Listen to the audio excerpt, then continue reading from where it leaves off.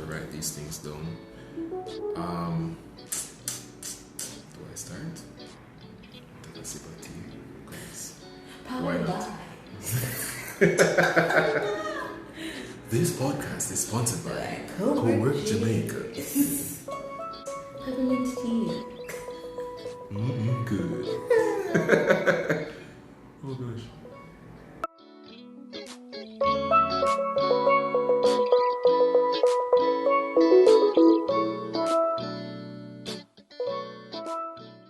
Welcome everyone back to another episode of the Big Man Thing podcast, where we explore life, laughs, and lessons through conversation. I am your host, Jomarie J. Harris, and I am joined today with a very special guest, Joe. And today we'll be discussing the topic, mastering my personal self. Cool. So before I go any further, I just want to say, let every word on this platform be used for Christ's glory. Amen. Before we go any further, I'd like to play a little game. Okay. So the game is One's Gotta Go. Okay. I know you are a Drake. Can I call it a Drake super fan? A stan is appropriate. A Drake stan. Zine. Yeah. I'm not a Drake stan. Or wow, why fan. am I at this podcast? I feel like it's like time to pass on. I know so many of his songs, the popular ones and the ones that play mainstream. Oh, so you don't know the ones that are on the album? Yeah, no. Okay, no problem. I'm not like that kind of Drake listener. But I try my best to pick up a few of the ones that at least that I know. Okay. And I think are probably out of those popular ones. Okay. The best four. Or a few of them. We'll judge that. We'll judge that. Guys, please don't judge me because I don't know Drake. Wow. We'll let Joe be the judge of these four. Let me see what you're saying. But out of these four Drake songs, which one has to go? Okay. And I hope that these songs are from different albums. That song and the album. Oh yeah. Okay. So we'll start off with the motto. Okay. Controller. Okay. Best I ever had. No guidance. What? Okay. So the motto, which is the song with him, Wayne, and I think Tiger is on that. Yeah. Then he said Controller. Which version of Controller? Like the Beanie Man version, the Popcorn version? The Popcorn version. Okay. I think but Popcorn technically version. that's not an album because it was a. But anyways, nothing into schematics. Best I ever had and what? No Guidance. Which is the song with Chris Brown. Yeah. Oh my God, these selections are. Oh, Mary, what are you? I mean, to be honest, and this might get me in problems. Like, Best I Ever Had is one of my least favorite Drake songs. Really? I think it's because I heard it like all the time. I think that was my gateway Drake. No, my gateway Drake was Was it? I don't remember. Was actually his freestyle over Kanye's Say You Will. So that was So do I remember? I don't remember it right now. But I just know that was the song that got me to Drake. But wow, these selections. Okay, I think that if one has to go, You want me to go first? Yeah. Since I'm not. You tell me. If one had to go, so for me, alright, let me talk about the ones that has to stay. So Best I Ever Had has to stay for me because I think it's one of the first set of Drake songs that I've listened to. Okay. So it makes me feel as if I have a history with Drake when I really actually don't. Right, we don't be knowing Aubrey, but okay, cool. You know, then we have then Controller, especially the popcorn version. Yeah, the Beanie Man version is like it cannot that half a stay, right? That like half a stay. Okay. Especially because I'm a reggae stan. Okay. Zine. So it's now up to what was it? The motto and No Guidance. Oh, these are the ones for elimination. Yeah, for elimination. Okay. I have two photos in my hand. In my no, better yet, I have one photo in my hand. And in my hand, this person is the winner of this competition. Go ahead.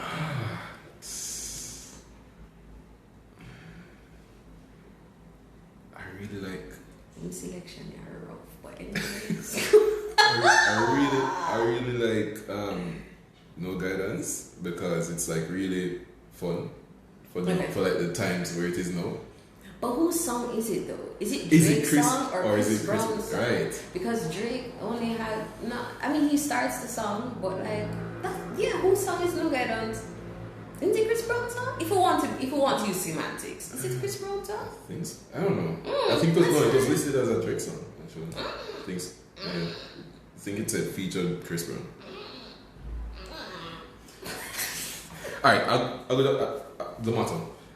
The motto has to go. No, the motto has to stay. The motto has to stay. All right. No I can agree with that. Okay, no guidance has to go. No guidance can go. All right. So, by process of elimination, the one photo I have in my hand to go is best I ever had. I think a part of it, and this is just within context, best I ever had is a great song, but when you look on the body of work that he's done since then, that can be eliminated. The problem with the selections, Jomarie, first of all, is that the motto was not supposed to be quality entertainment. In my opinion, the motto was just supposed to be a vibe. Please remember that Lil Wayne was in this video in green Uggs. Let us all recall. Number one. Right? No Guidance, the dance battle between him and Chris Brown. No.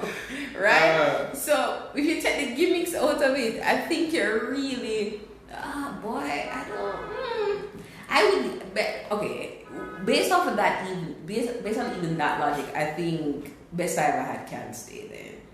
I would. This is hard because I like the motto. I like it for what it is, which is supposed to be like. I would listen to the motto without the music video.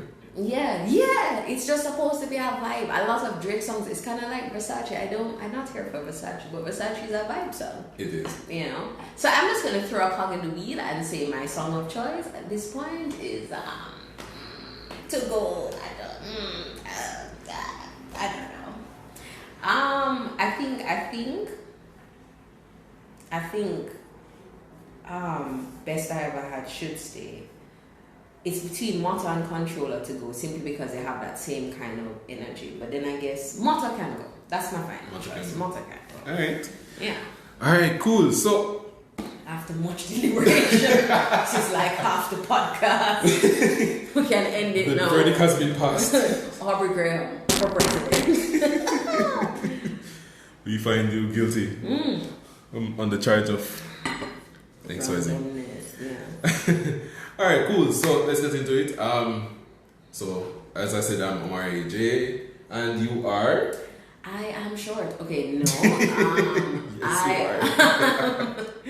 I am Jomarie Malcolm-Gordon. I'm the founder and CEO of Malcolm Mavericks Creative Consultancy. I am a brand strategist, insert branding here. I'm a brand strategist, attorney at law, daughter, sister, wife, and woman of God. She's a brand strategist who moonlights. Moonlights as an attorney at law. That's our inside joke. Mother sent me to school. 5 years moonlight. It's fine. Alright, one thing. So you gave us all of that.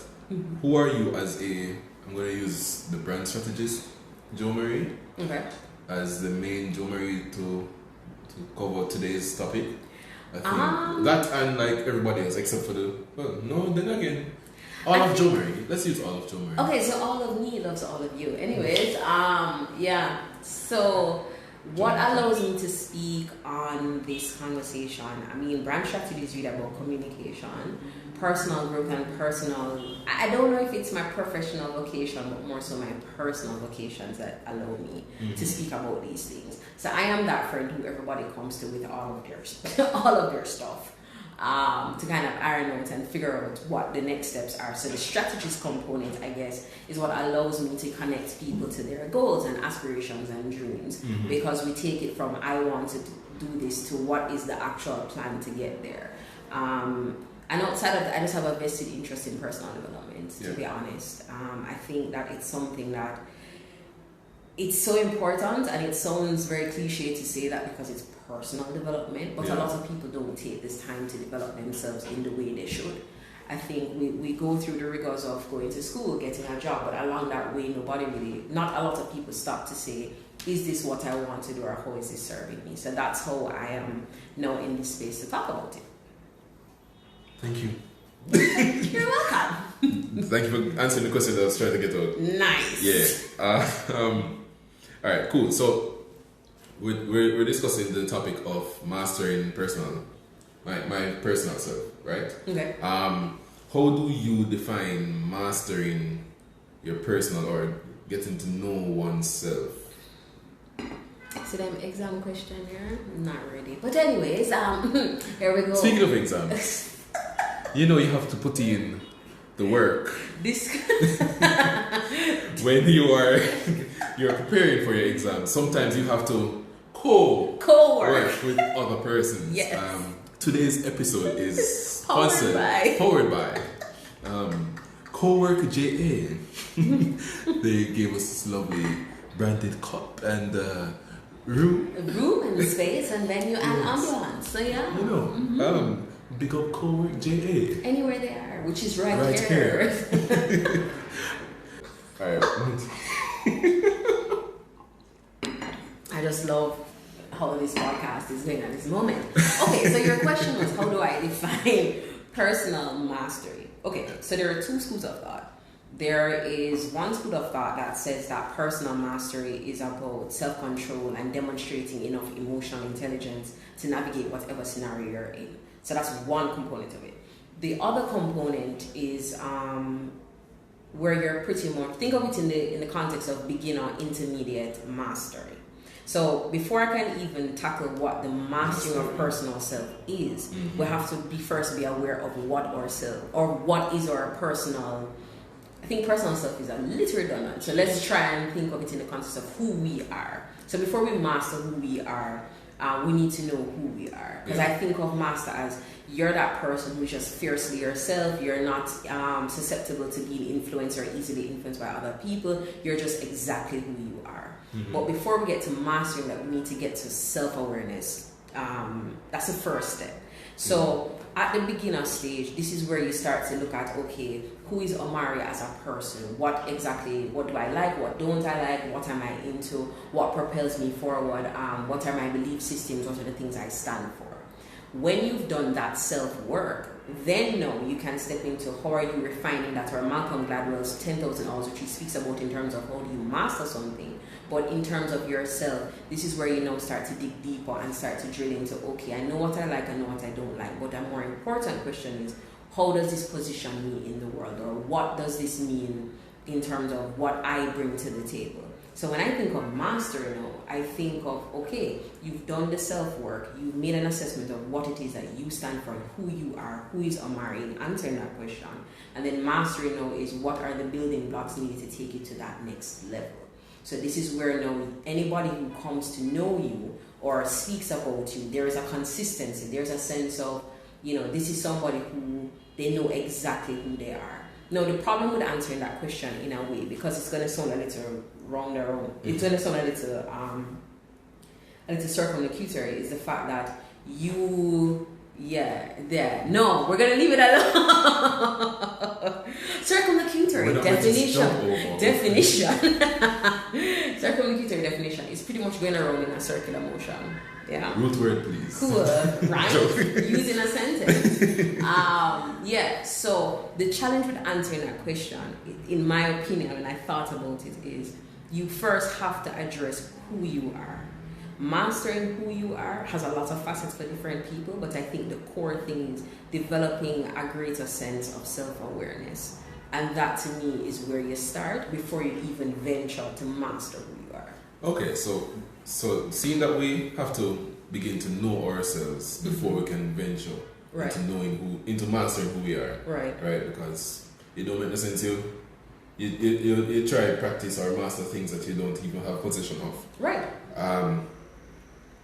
How can we get to that?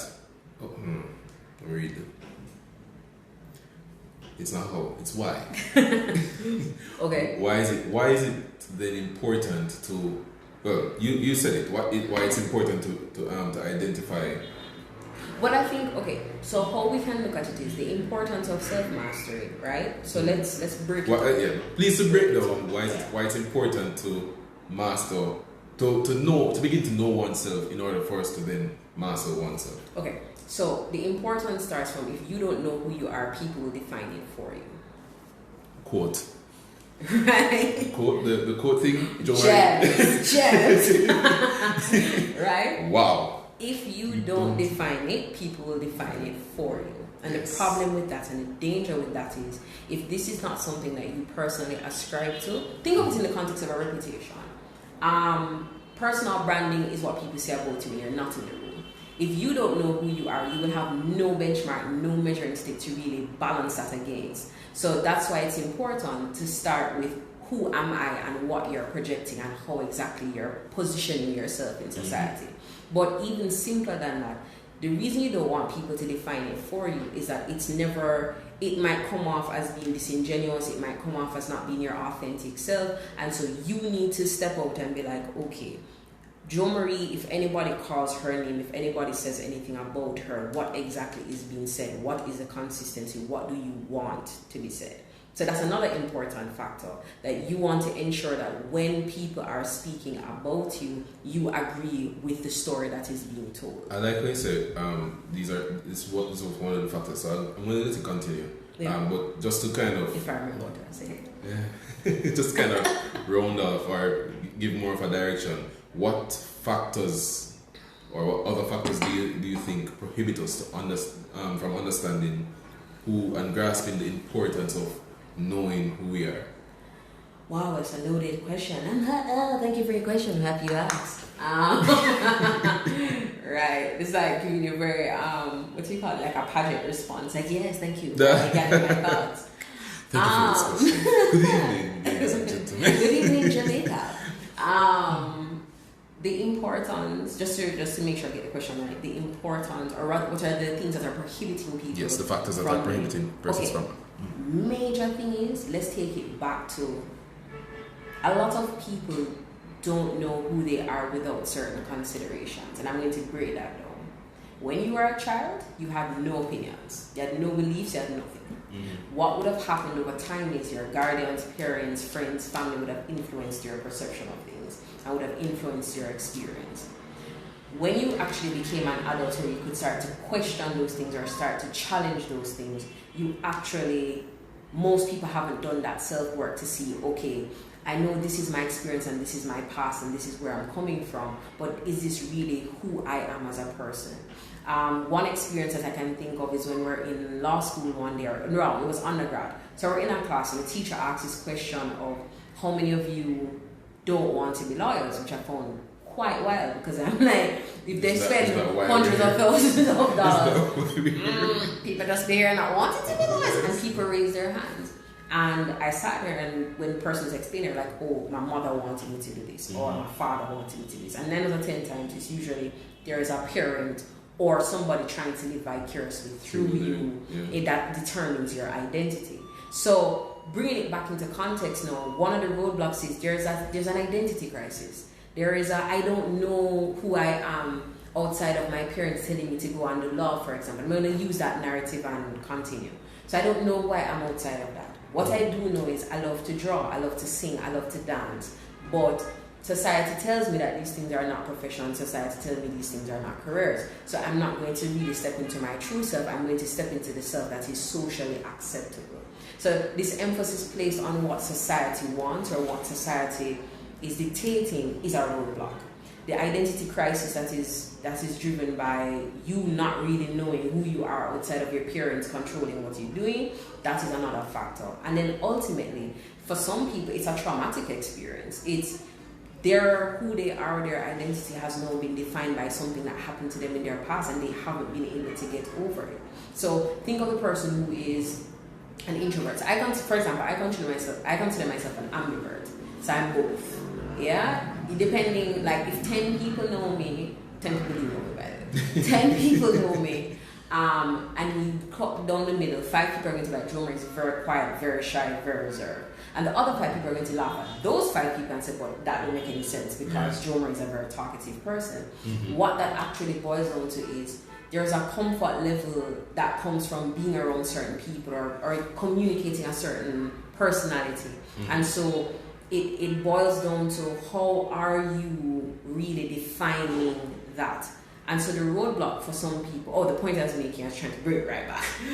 The point I'm making is your perception and belief and what you think people are going to think is a major roadblock to people actually being themselves. They're, especially in the age of social Wait. Say that again? The perception of others essentially is what is a major roadblock to people being themselves. Wow. Alright, yeah man. Yeah. Yeah, take my shirt on. Take off. Jazz. No, but it's a very simple concept, but it's a very complex problem. And when you think of us as millennials, where we're living in the prime for Instagram and prime for social media, and you have that entire highlight reel that has no substance usually, that has no real indication of who you are as a person, you really are living in an identity crisis. There are people who, when you see them online, they're so personable and when you meet them in person, it's like a completely different thing. So I think ultimately the roadblocks, going back to the question, is there's a heavy reliance or heavy dependence on the perception of others. There is not enough self-work that is done to really say, who am I as a person?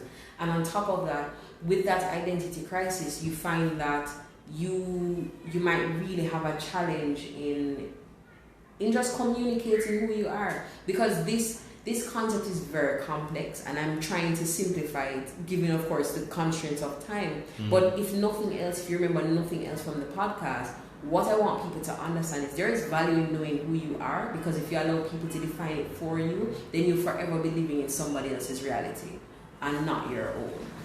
So I don't know where Omar went. Hello. Sheesh. Just saying, Sipsky. Literally. You're living somebody else's reality. Oh God, man. Yo. What else I got to tell about you? Gosh. I feel like this is post like at the end of the month. This can't post next week. This can't post next week. What? Yeah, but it's a big deal.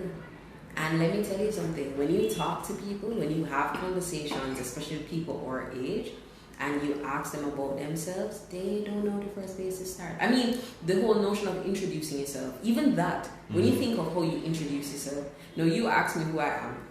I started with the usual things, my name, my qualifications, and I would have added the fact that I'm a daughter, sister, wife, and a woman of God. The last 4 things are really what matter. The rest of them was just, for credence and to establish authority on the topic, these are the things you need to know. But what matters to me about my identity is that you understand that my faith is a key part of who I am. Being a wife is one of my proudest accomplishments, and I take the role of being a daughter and a sister very seriously because I'm a family-oriented person. These are the things that are part of my identity. If you throw that question back to somebody who has not done the self-work, doesn't understand how these things work, then the answers might be very different. And so what we're trying to get to with personal identity or mastering personal identity is depth. We're trying to get above the kiddie pool kind of shallow perception of self that people have cultivated because of social media. Because insecurities are a real barrier as well to that personal mastery. Because before you can even identify or define who you are, you're using somebody else's dictionary, you're using somebody else's vocabulary to do it. So you actually have to start with, this is how I am defining myself. I am Jomarie, vertically challenged, 28 years old, out here trying to be a creative and an attorney at the same time. What does this mean for my identity? I try to be as helpful as I can to other people because I know what the value of self-work is. I don't take it for granted that other people know. So even having conversations like what we're having now is really a part of my personal mandates to just help people define or get to a place of comfort. It's really hard to see people navigating this world without a personal compass, without a way to know this is who I am, this is what I want to do, this is what I'm trying to accomplish. And if we don't have conversations like this, what you're going to find happening is that people, and I'm sorry to use a generalization because I don't want to like say a specific sector, but I think it's universally accepted that in this generation our biggest problem is an identity crisis that is grounded by social media. I'm not blaming social media because it in and of itself is not the problem. The problem is that before you get onto social media, you need to decide who you are and then go on social media. Not go on social media, discover who you are, and then try to replicate or be able to reproduce that persona in person. So what, just so I am following, because it's a lot of information. Sorry. Figure out who you are, then go on social media, and that is who you display. Rather than going on social media, absorbing the perception of persons, of other people, other persons' realities. Think of it art. So even simpler, right? Because I want to make sure that you're clear on it. Because if you're not clear, then people not clear. People out there listening. Think of it as a mask. It's a facade. It's so social media is not supposed to be a mask. Social media is supposed to be a projector. So if I go on social media, if I go on social media, if you see my Twitter account, Twitter is probably the most active account I have. If you meet me in person, it shouldn't be incongruent with what you're seeing online. So that's the whole thing about an identity crisis. So my social media is giving me a platform to project who I am, and I have to use the word project very loose, very in a very specific way, because it can also be misinterpreted as I am projecting something that's not authentic. So the project I am speaking about is amplifying who I am fundamentally as a person, and it's not a different version. The mask component of social media, and by the way, it's not just social media. I don't want to, create. It's the easiest thing to. It's probably the easiest thing to pull from a generational perspective. But the mask also comes from you're around your friends. They're doing something, you personally do ascribe to that, but you're there because you're your friends. And that mask of, yeah man, I'm cool and whatever, because of the relationship, you realize that, no, this is not something that you personally ascribe to. So, bringing it back into the context of, just the topic, that identity overshifting, that identity component, personal mastery, these are all of the things that we need to assess, because before you can master something, you need to also understand what are the things prohibiting you from mastering. Because mastering is not a destination, it's still a journey. You still actually have to, when you think of a master, you think of somebody who, there are very few things that can block their knowledge of something, but they're still on the journey of discovering more greater. I was saying to a friend of mine the other day that a master really is just someone who is comfortable with continuous learning. Everybody else is literally just like, I don't know, let me put my toe in the water, let me try this, let me or even the opposite, or I don't think that's for me. I don't think I want to get myself in this kind of space because I can do it, but I don't feel comfortable. Masters are comfortable in the space that they're in and comfortable to continue. And that's why learning. And that's why, from the continued learning perspective, you go into beginner, intermediate, expert. It's the reason why when you're introduced to something, you're introduced at the beginner level. You're not introduced at the expert level, because the first thing is you need to know what you don't know. And then in knowing what you don't know, you'll be able to build on that knowledge base. And this is why marriage is important. Done. Brainstorm for those who know. Oh my God. Brainstorm for those who don't know. I cannot. Brainstorm for those who think they know but don't know they don't know. Well, coming, we're going to get back. Get the questions. Awesome sauce. Cool. All right. Wow.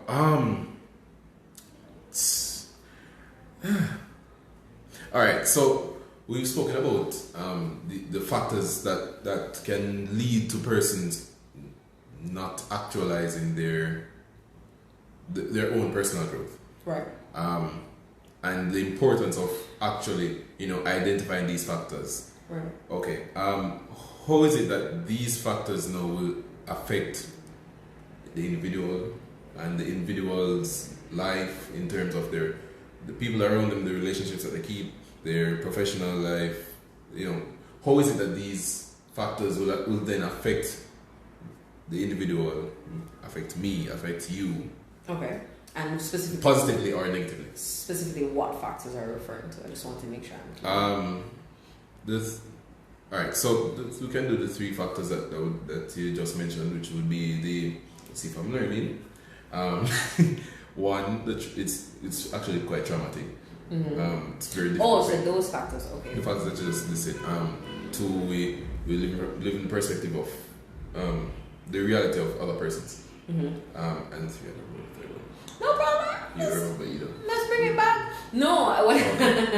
no. I think no, man. What I would have mentioned is there's an identity crisis, and that identity crisis is perpetuated by social media to some extent. But outside of social media, it's just there's a falsehood about being who you are, mm-hmm. and the acceptance of who you are by society, which then ties back into placing greater weight on what people think of you versus what you think of you. And then of course the fact that in some cases that ability to be yourself is hindered by a traumatic experience, because being yourself was a problem at some point, right? What factors or how does this factor into someone's development? If you take it on a case by case basis, I think you'd first have to the best way to think about it is if you're not you see, this is a very complex topic. I just want to simplify it, because if nothing else, I want people to walk away from this conversation and understanding why they can't play with their goals and their ambitions and doing that self-work. So the importance or the impact of it, or how these factors play into you developing as a person, is that if you don't unpack them, they will become baggage. And with them becoming baggage, it will be harder for you to move forward in your journey. It's going to cost you a fee. Yeah. And that fee is oftentimes your well-being, your peace of mind, and even your growth, which could be exponentially greater if you never had these things attached to you. So think of it in the context of somebody who is in water and they have weights. Mm-hmm. They're trying to swim up. So mm-hmm. think of the water or the ocean as essentially, think of it as a sea of influence. Okay. And that sea of influence has things like the belief systems that would have been poured into you when you were a child, your experiences growing up, your impact or your impression of other people and what their impressions are of you, and how you're onboarding all of that. So you're mm-hmm. in that sea of influence. Mm-hmm. Beyond that sea of influence, you're now having these weights tied to you. So these weights are the identity crisis, the issues in terms of the traumatic experience, as well as you allowing other person's perceptions to weigh you down. You're trying to swim to the surface. Yeah. You're trying to get to ultimately who you are as a person. Mm-hmm. But the problem is, because of the weight that you're having, it's not that you can't make it to the surface. It's just that it's just going to be increasingly difficult. Yeah. So you need to unpack those things. And I don't take it lightly that it's easy to do this work, by the way. Self-work is a continuous thing. It's an ongoing thing. It's something that a lot of, when you consider the mindset work that needs to be done to really master yourself, a lot of us don't know where to start with that. And we also don't even know that we need to do it. So in using that analogy, what I'm bringing to the fore is, if you want to get to that surface of, or scratch the surface of your potential, or scratch the surface of where you're supposed to be in terms of success, you have to cut the weight. You have to find it. You have to do that self-work that's going to allow you to, one, swim to the top, take that breath, and really appreciate that this is who I am as a person. The problem with that is that the sea of influence is shark infested. Yeah? So we're going to build up this analogy. It's shark infested. And the shark infested waters, and proverbial shark infested waters, sometimes it's really you. It's really you not being or thinking that you can even swim to safety or swim to the shore, really just land somewhere that you'll be happy with. And so that's why mastery of self is important, because without that, somebody else coming to define you is going to cause you, and I'm just keeping this analogy going, is going to cause you to drown. It's going to drown in regret, it's going to drown you in doubt, you're going to drown in, feeling like I completely lost myself because I did not actually take the time to figure out who I was in this space. So in terms of going back to the question, the factor, how this plays on you is that everything you value will be compromised. If you value being a successful person without having people value authenticity when it comes to success. People value your ability to be who you are. So if we go back to the two schools of thought about self-mastery, which is the ability to demonstrate emotional intelligence and also the ability to be your authentic self, if you don't have any of these things, people are going to find it increasingly difficult to even associate themselves with you or to figure out who you are. As Caribbean people, we don't like people who can't figure out. That's just point blank, period. Can't do it. So because of that, it's important to just see how you can best address these factors. Now, to summarize all of that, it really is a very simple line. And the line is self-work impacts self-worth. Self-work impacts self-worth. Right. Underline. Quotation. Chefs. Yeah. Wow. Okay, alright. Because I'm trying to just add the summaries, so if people don't remember anything else, they just know that. Mm-hmm. So, what is the self-work that we need to be putting in as individuals, as creatives, as professionals in certain areas, as human beings, as mother, daughter, father, brother, uncle? What are these? What are examples of the kind of self-work that is needed for us to then begin to know ourselves in order for us to then move on to mastering ourselves? Okay. So first disclaimer, it's different for everybody. Everybody's self-work plan is not going to be the same. Yes. There are some fundamentals, but I just want to make it clear that if I was to design a self plan for Jomarie, for example, it wouldn't look like the one I have for me. Mm-hmm. Because it's first appreciating what are the things that are blocking you. So the first step I would be the first step to mastering you is mastering your mindset. Now, mastering your mindset means understanding what are some of the limiting beliefs that you have that are not even allowing you to take the right steps that you need to take in order to be who you need to be or who you want to become. So mastering your mindset is really, for some people, it's therapy. It's actually seeking help, because not everything can be done by yourself. It's seeking counsel. It's actually expressing all of these concerns to somebody who you trust and somebody who is going to positively respond to what you're saying. Yeah. Now, let me make the distinction. This is not a yes person. This is not somebody who everything you tell them, like, yeah man, run it. Mm-hmm. This is somebody who you think, one, has your best interest at heart, has demonstrated that they have your best interest at heart, and they are willing to step in the gap for you, as it were, and help you to assess certain things. So we need to master the mindset. I'm a strong advocate for reading, and reading unlocks a certain part of your brain and answers questions that you might not be able to get from individuals. It could also take the form of mentorship and coaching. But understand that before you can go to a mentor or a coach, or to really get the benefits of a mentor or a coach, you actually have to do some work before that. So that self-assessment tool is really first starting with your mindset. And there's no one set way to do this. So some of the questions you need to ask yourself are, if you're drawing a line down the middle on a piece of paper, on one side you really have things you like about yourself, things you don't like about yourself. For example, if the list about what you like about yourself is longer than the list of what you don't like about yourself, great. If it's the other way around, then as a matter of fact, if either circumstances arise, what you can actually do is you can say, how can you turn what you don't like about yourself to a positive? So, I am an overthinker, right? That's something that is very real about me. How did I turn that into a positive? Overthinking is strategy reversed. Because it means that because I overthink things and I think things all the way through, then I can now become even more strategic because my brain is naturally wired to think things like 10 steps ahead. So that's what I mean about how can you reverse engineer the negative things or the things that you perceive. Another thing is you can ask people whose opinion you value. Yeah. If you don't value their opinion, you're not going to see the effect. You can ask people when you think of me,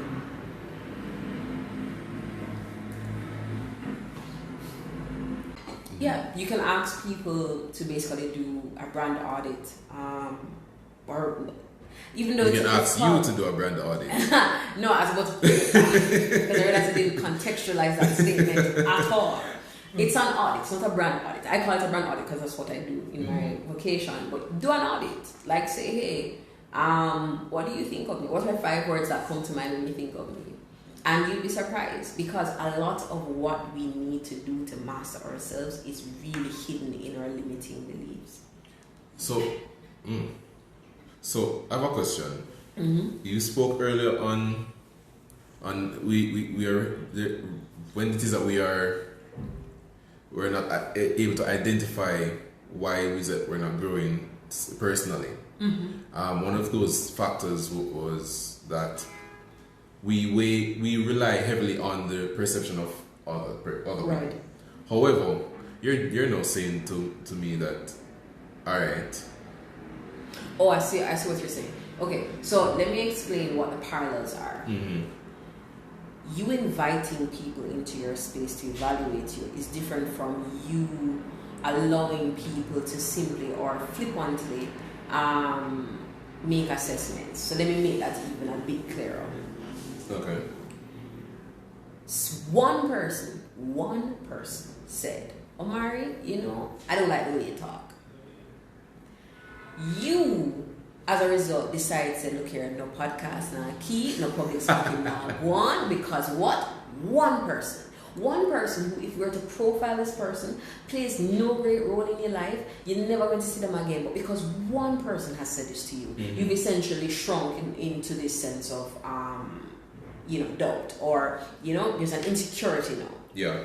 That's different from, hi, Joe, I really, you're in public speaking or you're into the whatever. What are your thoughts on how I do my thing?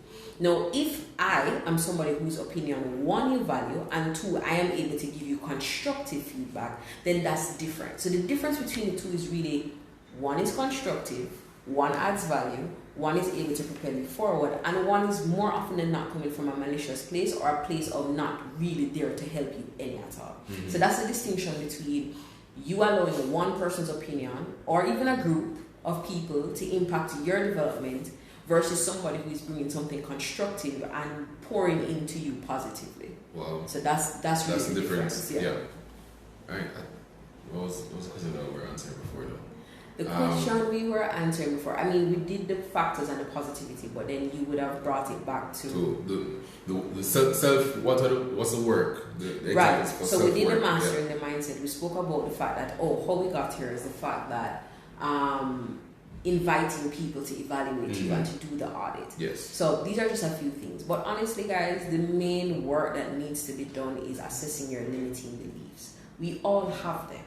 Define limiting beliefs. Okay, so a limiting belief, alright, so let me give you an example.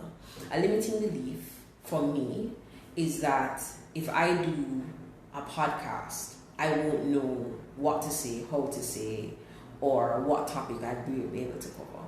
No, that's a very simple limiting belief, but it's real for me. And that's the thing about, I know you're not ahead to what are you saying? You're on this podcast and you're talking. I get it.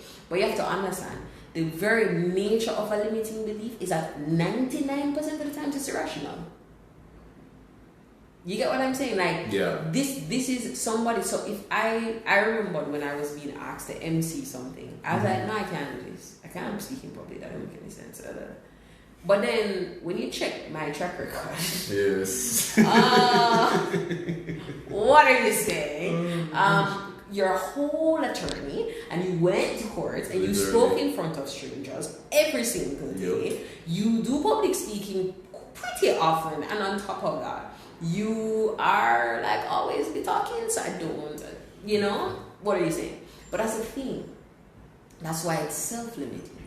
It's not a limiting belief in and of itself. It's self-limiting.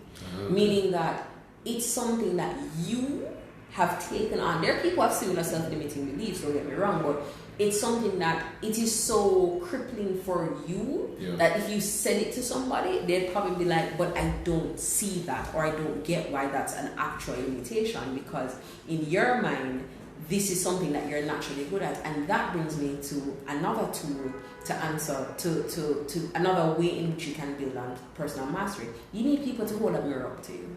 You really do. T.D. Jakes, in one of his sermons, and I'll never forget it, he mentioned the fact that I can see everybody else in this room except myself. And yeah, like when he said that, I was like, that is why having people around you who, one, mean you well, who are able to see you in spite of your own self-limiting beliefs is important, because you can't see yourself. There are certain things that I would never have thought I could do, but for somebody saying, no man Joe, let's run with it. So that brings me to the second thing. So the first thing was mastering your mindset. Yeah. And that is really the crux of self-work. The next thing is get people who can hold the mirror up to you, and in holding the mirror up to you, they are able to show you what you can become.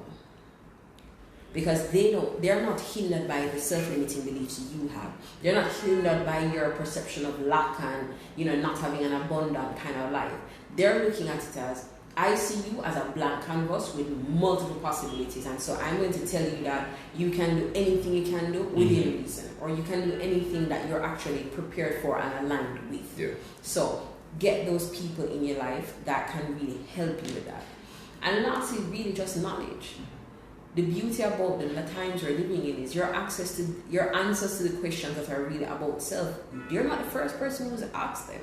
So there are many resources that you can look on. I'm very keen on making book recommendations, but to be honest, the books that we can add that in the captions.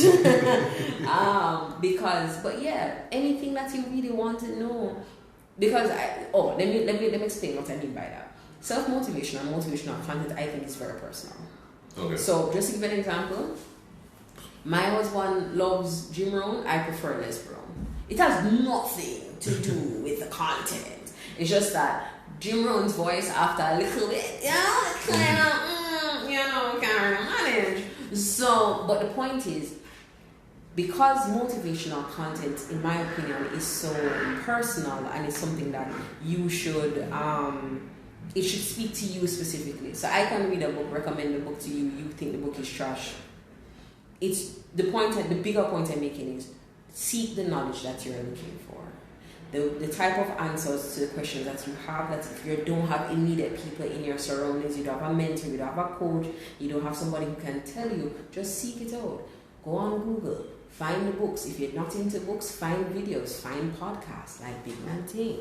Find these different avenues to actually get the answers to the questions. And lastly, be positive. It sounds simple, but guys, it makes a world of difference. It really does. Woo! Like nothing I have said before can be unlocked without positivity. And positivity is not the absence of negativity, by the way. Positivity just means that in spite of the negative influences and the things around you, you're willing to optimistically pursue these opportunities and look for your path to success. Wow. So so these are the things I would recommend that you do. So in summary, because you know what, tight. Yeah, man, please. Right. Yes. So mastering your mindset, finding the people that will pour into you, seeking the knowledge for yourself, and finding the answers to those questions.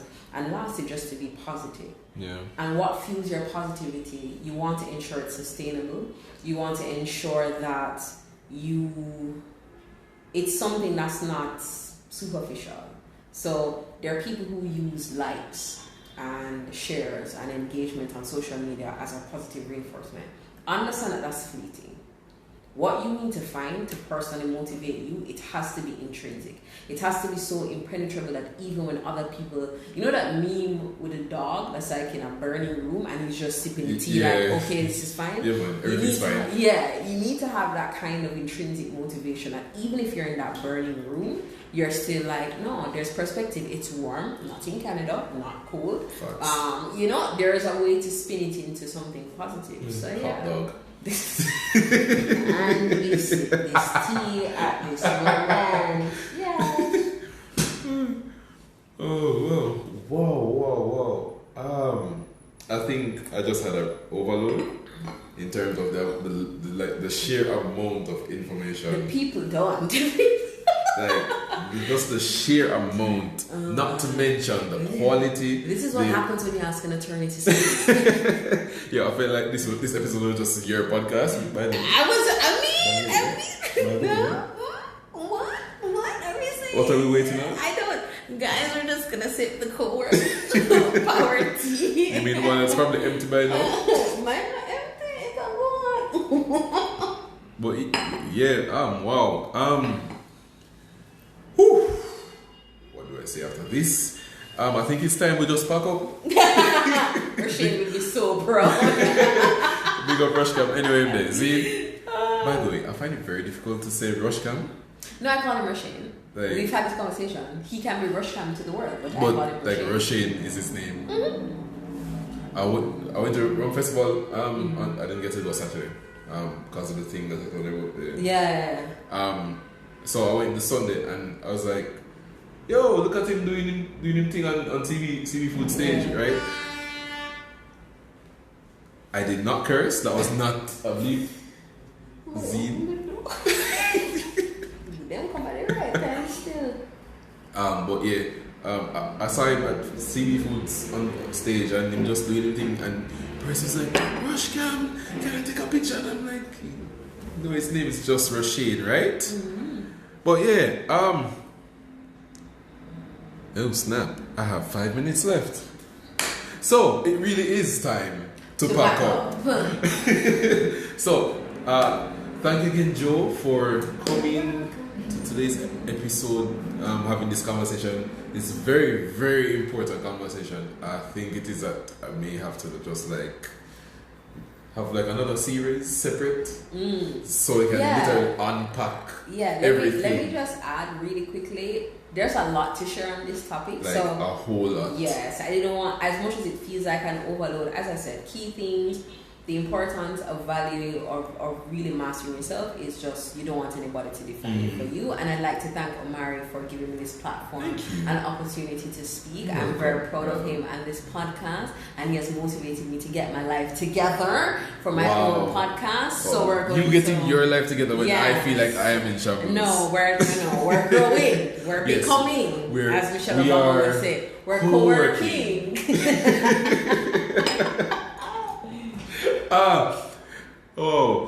Anyway, thank you guys for tuning in to another episode of the Big Man Thing podcast, where we explore life, laughs, and lessons through conversation. I'm your host, Jomarie J. Harris. This was Joe. It has been wonderful. We are done.